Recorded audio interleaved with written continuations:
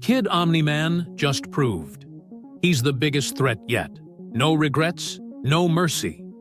Kid Omni-Man is living up to his name, becoming an unstoppable force and a terrifying threat to the world, without a shred of remorse.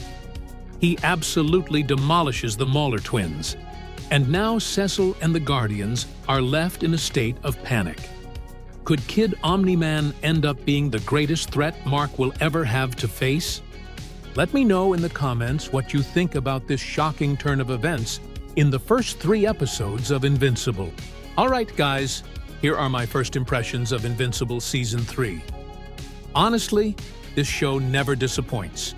It's packed with brutal action, insane gore, and, surprisingly, some deeply human moments. One of the things I love is how the show takes its time to explore the backstories of characters, even those who seem insignificant.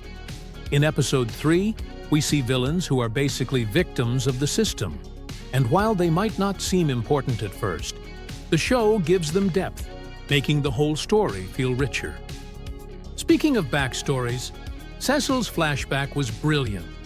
It really helps us understand why he does what he does, and how his actions shape the world around him. Mark, of course, doesn't see it that way, but we, as the audience, do. The show perfectly highlights how communication is the foundation of trust, yet Cecil and Mark have completely lost faith in each other, creating this growing tension between them. The first 2 episodes focus heavily on this fractured relationship, leading to something that feels like Invincible's version of Civil War. Many heroes feel betrayed and used by Cecil, especially when they realize he's been manipulating supervillains to serve his own agenda.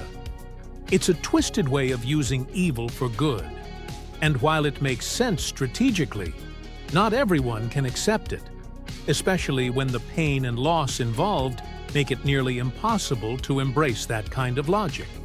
What do you guys think about Cecil's actions? Controversial, right? Drop your thoughts in the comments. Then, in Episode 3, we get to see Kid Omni-Man unlocking his powers. Normally, that would be a good thing, but in his case, it's terrifying. Instead of struggling to control them, Oliver masters his abilities almost instantly. And what's worse, he's extremely violent, showing zero regard for human life. He sees himself as superior to everyone else, which raises the biggest question. Is he destined to become a villain?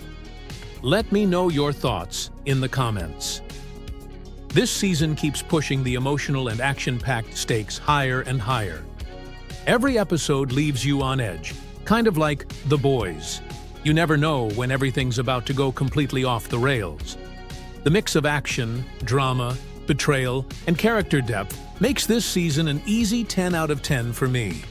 Absolutely worth watching. Now, if you're into animation, check out Marvel's latest Your Friendly Neighborhood Spider-Man series.